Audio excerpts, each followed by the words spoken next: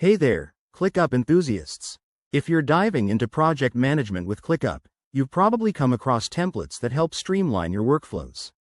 But what if you need to tweak them? In this video, we'll walk through how to edit templates in ClickUp for 2025, making your setup even more efficient.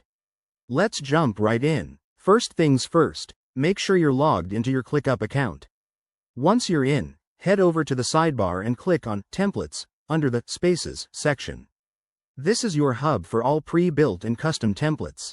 Now, select the template you want to edit. ClickUp's 2025 update has made this super intuitive with a new preview mode, so you can see exactly what you're working with before making changes.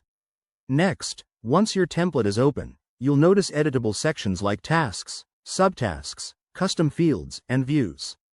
To edit a task, simply click on it and modify the details, add descriptions, due dates, or assignees. For custom fields, go to the template settings and adjust things like drop-down options or new field types introduced in 2025, such as AI-powered automations that suggest tags based on your project history. Don't forget to explore the layout editor. You can drag and drop elements to customize views for lists, boards, or calendars. After you've made your changes, hit the Save button at the top. ClickUp will prompt you to name your updated template if it's a new version. Pro tip: always test your edited template in a sample project to ensure everything works smoothly. This prevents any surprises down the line.